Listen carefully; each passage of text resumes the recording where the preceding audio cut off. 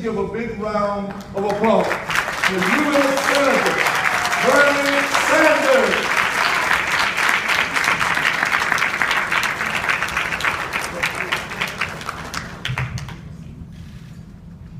Dr. Steele, thank you very much for the generous and kind introduction.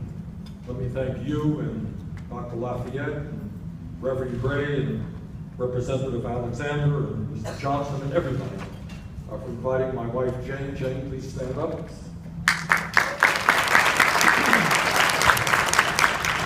Jane is the brains of the family. She is the president of a college in Vermont. And she's telling me what to do. Keep doing my best. It is an honor for me to be with you this evening because I have a sense of the history of the SCLC and the extraordinary historical work that this organization has done. As Dr. Steele mentioned, when I was a young man a few years ago at the University of Chicago, I was involved in the civil rights movement there, and we did our job up north, and we worked with our brothers and sisters in the South. And clearly, the work that the SCLC has done has been transformative in knocking down the walls of racism in this country, and I congratulate all of you for what you have done for so many years.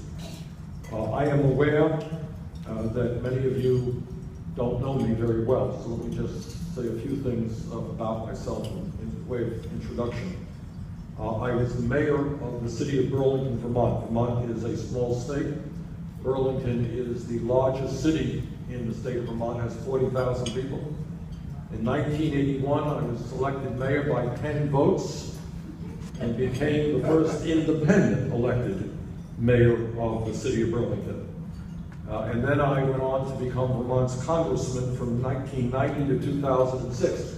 Vermont has one congressman, that's it. I was it. I was the best and worst congressman Vermont had.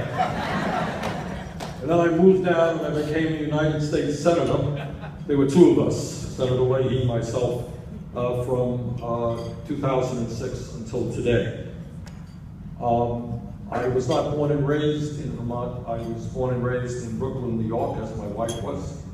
My dad came to this country at the age of 17 from Poland without a penny in his pocket, couldn't speak English, didn't have much education. My mother graduated high school in New York City, and she had a dream that someday maybe we would own our own home. We lived in a 3.5-room rent-controlled apartment. She died young, and she never achieved that dream. So growing up in a family that did not have a lot of money is something, a lesson that I have never forgotten. When I was a young college student, I went to Washington, D.C. for the first time in my life to participate in the March on Washington for Jobs and Freedom. And I heard this organization's first president, Dr. Reverend Martin Luther King Jr. deliver his famous speech. I had the honor of being there. And on that occasion, he inspired me as he inspired a whole generation of young black and white kids to get involved in the civil rights movement. In Chicago, I worked for housing desegregation and was arrested protesting public school segregation.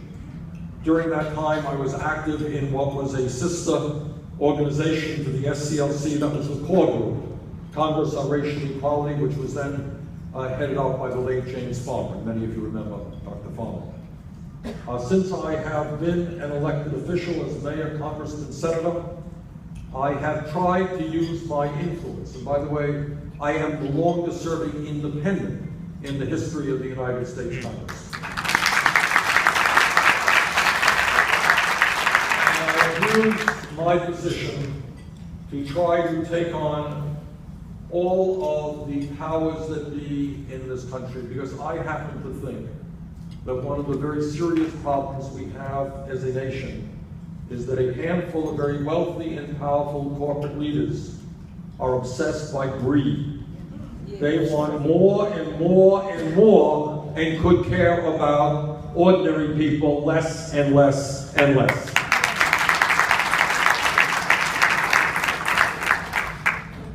The decision to run for president of the United States, needless to say, is no small decision. My wife and I struggled about that for a long time. I love my job as Vermont's senator. I invite all of you to come and visit us. We are one of the most beautiful states in the country. And I love that job. I love being home with my 4 kids and 7 beautiful grandchildren, something which, needless to say, I am less able to do today than I was a few months ago. But I decided to run for president because the reality is that this country today faces more serious problems than at any time since the Great Depression of the 1930s. And if you throw in the issue of climate change, which the scientists tell us is threatening the entire planet, it may well be that at this moment, our country faces more crises than we have seen in a very, very long time. And clearly, it seems to me that if we are going to address these crises, we need to do today what the civil rights movement has always done, and that is bring people together to take on the powers that be. And the reason for that is that the powers that be have unlimited sums of money. They own much of the economy today. They control much of the political process. But what I have always believed, and I think what the civil rights movement has indicated, is that when thousands and millions of people stand together, there is no stopping us. We can succeed. And what I wanted to do today is to touch on very briefly 2 issues which some people look at as separate issues. I really don't. And one is the issue of racial justice and institutional racism, an enormously significant problem. And the other issue is income and wealth inequality, and the fact that we have the most unequal distribution of wealth and income of any major country on earth, and it is worse here today than at any time since 1928. That's an issue we have to deal with. What I want to do is just quote from a very interesting article appeared in the Washington Post in January of this year in honor of Dr. King's birthday. It was written by Eugene Robinson, an excellent columnist for the Washington Post. This is what he said. And what he's talking about is the need to look at economics as well as justice and how King saw it.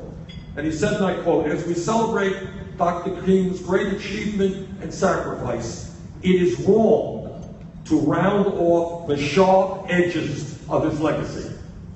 He saw inequality as a fundamental and tragic flaw in the society, and he made clear in the weeks leading up to his assassination that economic issues were becoming the central focus of his advocacy." All of us remember where Dr. King was when he was assassinated. He wasn't at a quote-unquote civil rights march. He was working with sanitation workers whose wages were abysmal and whose working conditions were abysmal. And you all remember what he was trying to do in the last months of his life. He was organizing a poor people's march. You all remember that? Not just of blacks, but of whites, of Hispanics, of Native Americans. And he said something which I thought was very important. And he talked about inequality. And he said, the problem was structural. He said, and I quote, "This country has socialism for the rich, rugged individualism for the poor." And then he said, now our struggle is for genuine equality, which means economic equality. For we know that it isn't enough to integrate lunch counters. What does it profit a man to be able to eat at an integrated lunch counter if he doesn't earn enough money to buy a hamburger and a cup of coffee. And that is where we are today.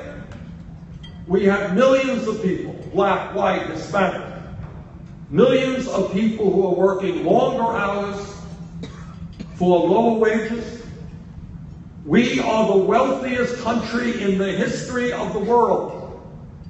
And yet we have by far the highest rate of childhood poverty of any major country. That is not, in my view, what America should be about. And that is, together, what we have got to change. Today, when we talk about the criminal justice system, what we are looking at is a very tragic situation. And I start off with the fact, and I want you all to think about this, that the United States of America today has more people in jail than any other country on earth. So you tell me, how does it happen that when you have a communist authoritarian country like China, 4 times as large as we are, we have more people in jail than they do? Something is very wrong.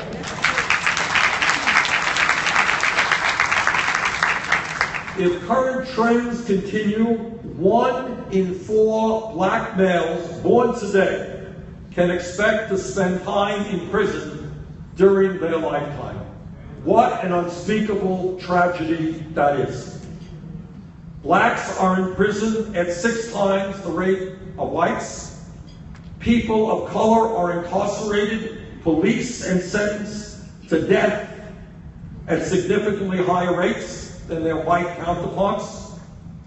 A report by the Department of Justice found that blacks were 3 times more likely to be searched during a traffic stop compared to white motorists.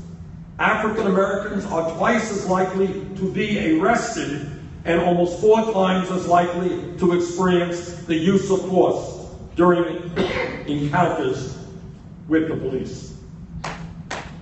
That is racism, and that's got to end.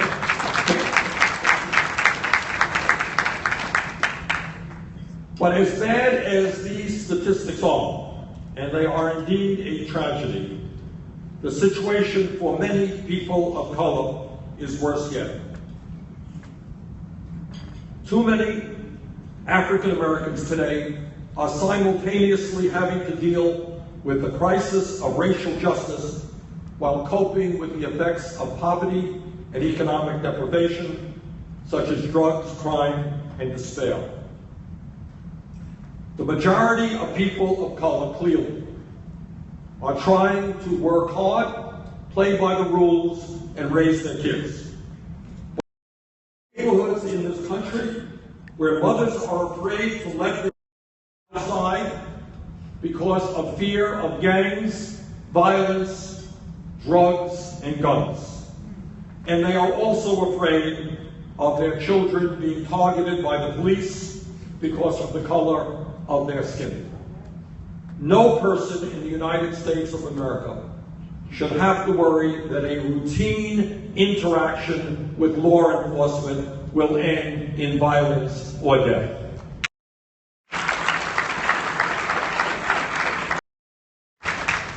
It is clear to me, and we have seen it just recently, and we have seen it over and over and over again.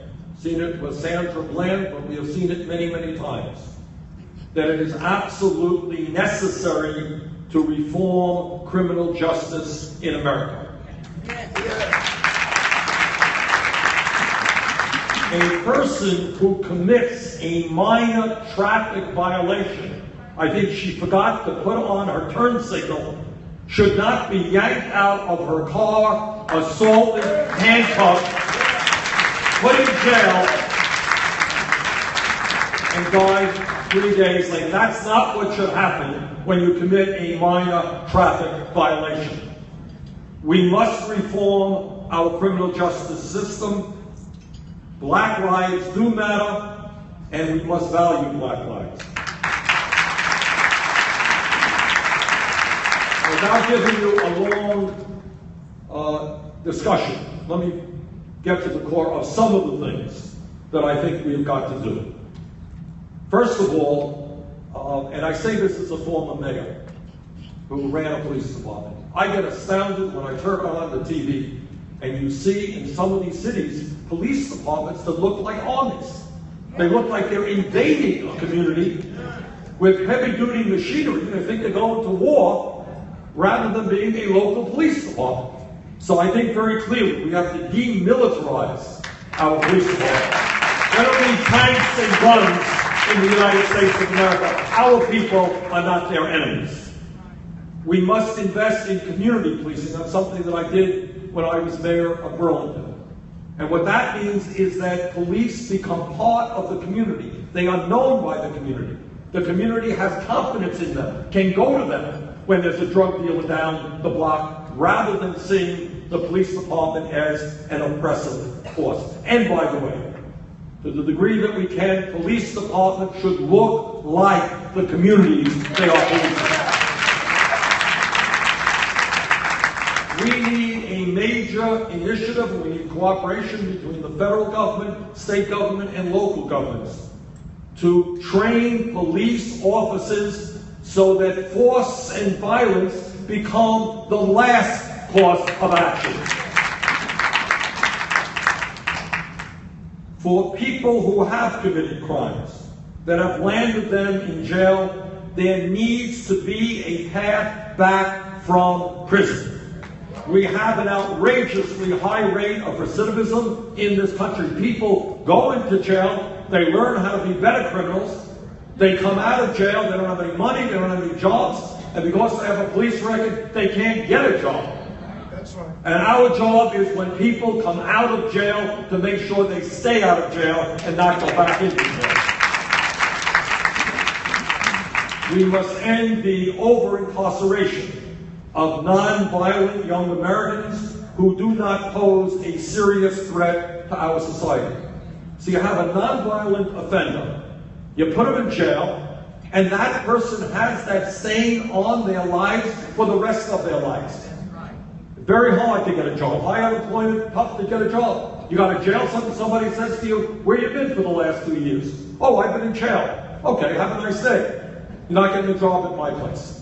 So we have got to be very, very careful before we throw non-violent young Americans into jail. Let me also be very clear with you. Maybe not everybody agrees with me, but this is my view. That the war on drugs has by and large been a failure and has ruined too many lives. Black lives, white lives, Hispanic lives. African Americans comprise 14% of regular drug users, but are 37% of those arrested for drug offenses. It is an obscenity that we stigmatize so many young Americans with a criminal record for smoking marijuana, but not one major Wall Street executive, people who have destroyed our economy, have been put in jail. Those are wrong priorities. Another issue that I have been hearing a whole lot about lately, and that is, in my view, we need to end prisons for profit.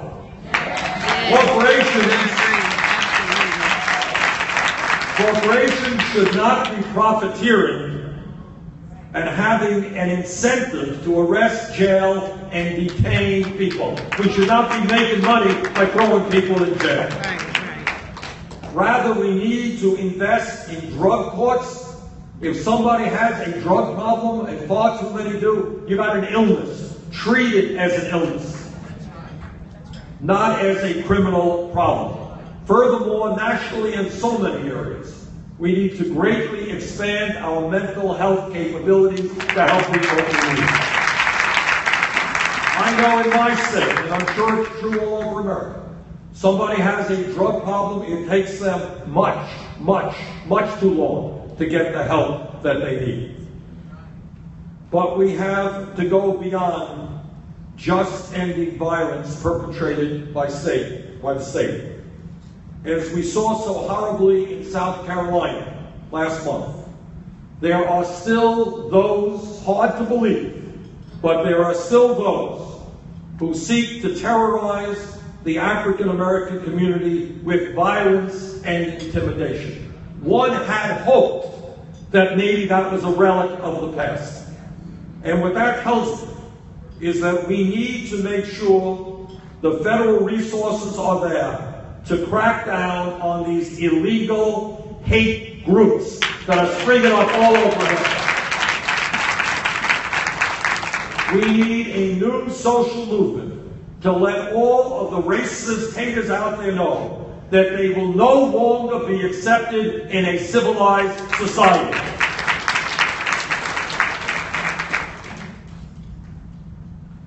We also need to take a very, very hard look at how we treat children in this country. And by that I don't only mean black children, but children in general. There are moms and dads who go to work all over this country, in Vermont and in Louisiana, all over this country. They cannot find quality, affordable child care. We are living in a community where mom and dad have got to work, and mom and dad have a right to know that their little ones are cared for by people who are well-trained and well-paid. And we're going to fight for universal free pay. And needless to say, in a highly competitive global economy, we need to have the best educated workforce in the world. I don't want this country to have the distinction of having more people in jail than any other country. I want us to have the distinction of having the best educated workforce in the world.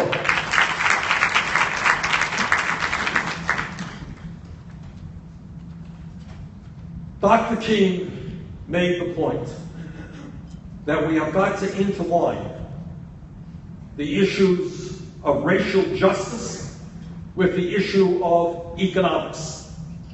And that in this country, and I want to underline this because I think sometimes people forget it, this country today is the wealthiest country in the history of the world. But most Americans, whether they're black or white or whatever, they don't know that. And the reason they don't know that is that because today almost all of the wealth rests in the hands of a few, and that, in my view, has got to change. There is something profoundly wrong when the top 1/10 of 1% own almost as much wealth as the bottom 90%. There is something wrong when one family owns more wealth than the bottom 130 million Americans. There is something wrong when in the last 2 years, 14 of the wealthiest people in this country saw their wealth increase by $157 billion. 14 people, wealth increased by $157 billion. That is more wealth than is owned by the bottom 130 million Americans. That is not right. That is not right. And in my view, given the huge amount of unmet needs in this country, we need to demand that the wealthiest people and the largest corporations start paying their fair share of taxes. And the message that we are going to send, and I'm doing this every day, we got a meeting in New Orleans tomorrow night, and what I will be saying loudly and clearly, I know not everybody is comfortable with it, but that the greed of the billionaire class, you have billionaires out there who have more money than they can spend in 1,000 lifetimes. And yet now they are investing in trying to destroy Social Security and Medicare and Medicaid and children's programs. That is greed, that's selfishness, and that has got to end. But it is not only income and wealth inequality, there's another issue out there of huge concern. Let me be very clear with you. Thank God our economy today is a heck of a lot better than it was when President Bush left office. We have made real progress. When Bush left office, we were losing 800,000 jobs a month. And people are complaining, they say, well, we're only growing 250,000 jobs a month now. It's not enough. Well, it is not enough. That's a heck of a lot better than losing 800,000 jobs a month. But despite that, here is the truth. We are better now than we were 7 years ago, but for the last 40 years, the middle class of this country has been disappearing. What we are seeing is people working longer hours for lower wages. Amen. Now you tell me, I want you to think about this for 1 minute. All of you are aware about the explosion in technology, all of the computers, and all of the iPads and iPhones and robotics. Tell me why it is that when worker productivity has increased, people are making less money. Why you would think that with increased productivity, people would be making more money or working fewer hours. The truth is they're working longer hours and making less money. And the answer is very simple. We have a rigged economy. And it's an economy designed so that the rich get much richer and everybody else gets poorer. And we're going to change that. Now, unemployment today is much, much less than it was before Obama became president. That's a good thing. But let me tell you something about unemployment. When you read in the papers that unemployment is 5.3%, that ain't the whole truth. If you look at real unemployment as opposed to official unemployment, what you look at is people who are unemployed, people who have given up looking for work, and many people who are working part-time when they want to work full-time. You add all that together, real unemployment today is 10.5%. And let me tell you something that is much worse, and we do not discuss at all. And that is the issue of youth unemployment. I asked some economists last month at the Economic Policy Institute to do a study with me, to tell me what real youth unemployment was. And this is what they came out with, and nobody has contradicted this. For high school graduates between 17 and 20, if you are white, real unemployment, don't have a job, working part-time, or giving up looking for work, real unemployment is 33%. If you are Hispanic, real unemployment is 36%. If you are an African American kid, high school graduate, 17 to 20, youth unemployment is 51%. That is a national disgrace. And not only are we not addressing that issue, we aren't even talking about that issue. And if anybody in this room thinks that there is not a connection between kids without jobs, without education, hanging out on street corners all over this country, and the fact that we have so many people in jail, in all due respect, you would be sorely mistaken. So in my view, it makes a lot more sense to me to invest in jobs and education rather than jails and incarceration. And when we talk about wages and why people are working 2 or 3 jobs, let's be clear. The federal minimum wage of $7.25 an hour is a starvation wage and must be raised. Now the good news is, we got a lot of young people, often people of color, marching on the streets all over this country. And I've been marching with them. And out in Seattle, and in Los Angeles, and now in New York State. People are raising the minimum wage to $15 an hour, which I think is exactly right. But when we talk about wages, it's not only raising the minimum wage, it is pay equity. Women should not be making 78 cents compared to men. Right. So we're going to fight for pay equity for women workers. Amen. You know, we hear a whole lot about family values, right? You have politicians talking about family values. Here is a family value that people don't talk about. The United States is the only major country on earth that does not provide paid family and medical leave.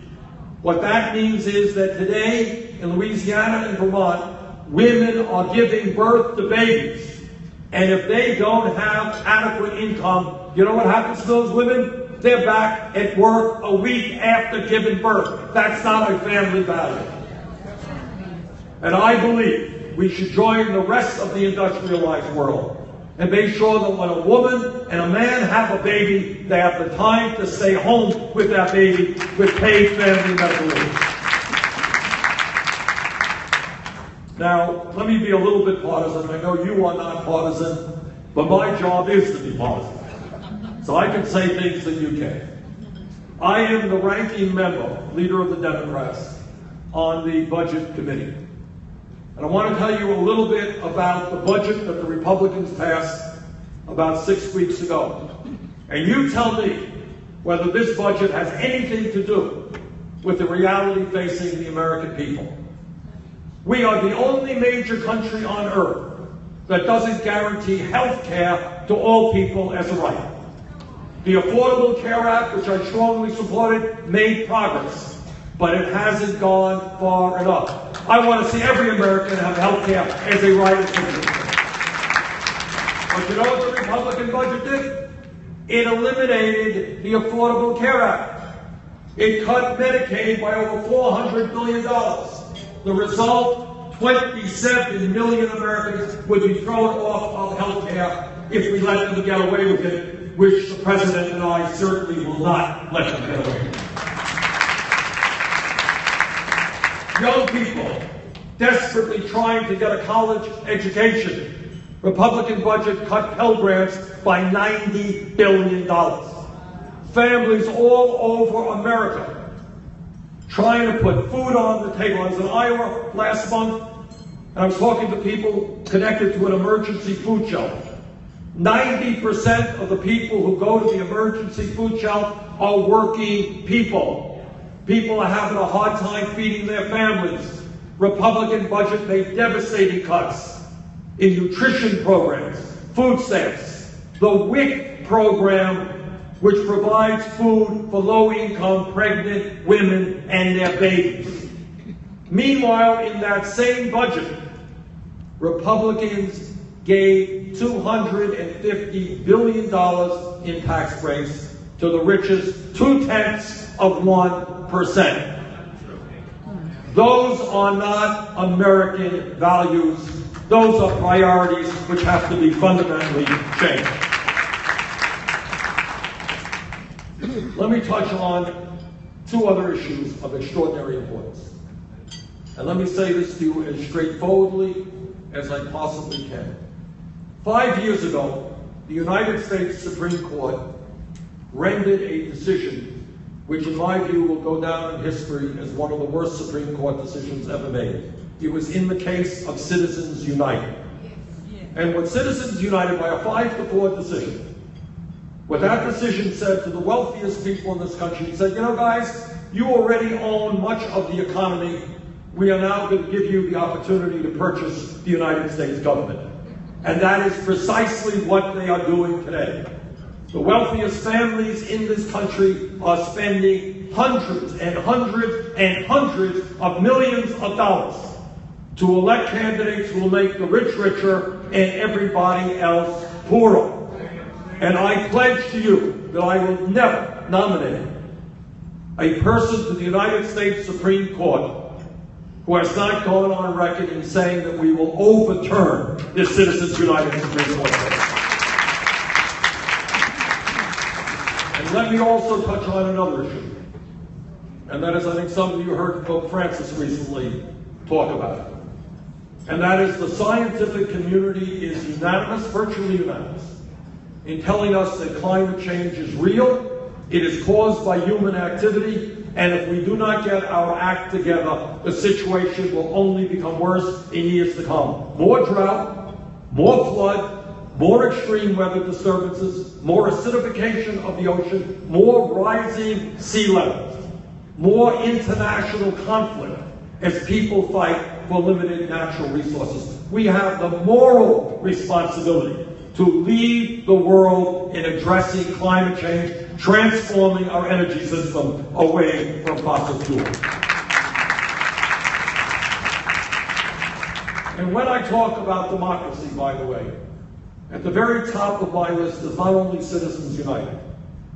It is the understanding that we have got to beat back all of the efforts we are seeing all over this country in terms of voter suppression. You know, we had thought that that was an issue we had dealt with a few decades ago. Can you imagine today in 2015, legislatures and governors pushing voting propositions, so-called voter fraud, with the express goal of making it harder for poor people, people of color, older people, to participate in our political process? I'm a politician. I have won elections, I have lost elections. But I run on elections based on my ideas. I am not afraid of people coming out to vote. It is cowardly for people to deny people the right to vote. Let me conclude by once again thanking you all very, very much for allowing me to be part of your meetings this week. It means a great deal to Jane and me, because we are more than aware of the extraordinary role this organization has played, not just for African Americans, but you have played in history. In history, you have changed American history, and in changing American history, you have changed world history. Barack Obama would not be president of the United States without the work done by this organization for many, many decades. You helped break down barriers. And all Americans owe you a deep debt of gratitude, which is why I'm so proud to be with you. And what this campaign is about, what I'm trying to do in this campaign, is not just get elected President of the United States. Yeah, I'd like to get elected President of the United States. I'd like that too. But what I am trying to do is to do what you have done for decades. And that is understand that we can accomplish enormous things.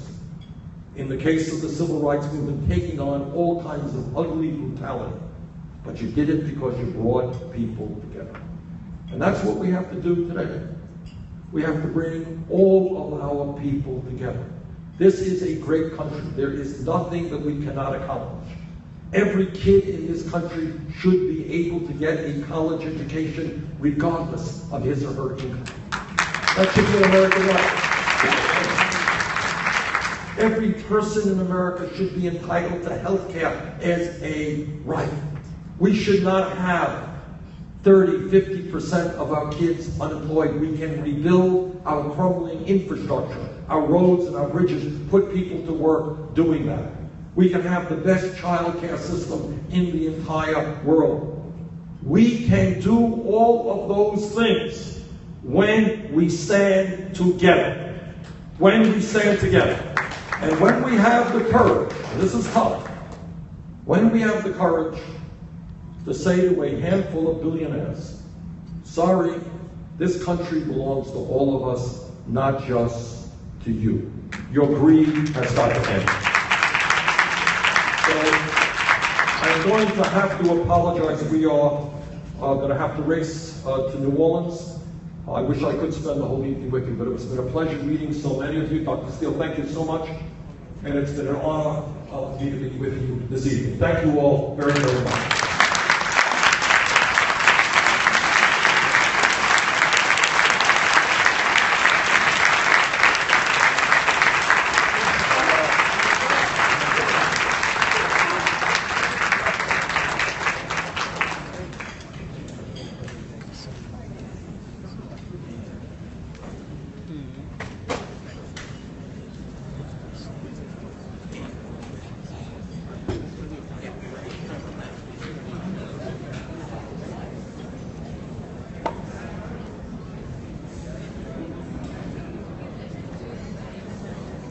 All right, guys, we're going to take a quick break, but thank you for tuning in. Ladies and gentlemen, please remain seated as we continue with the Southern Christian Leadership Conference.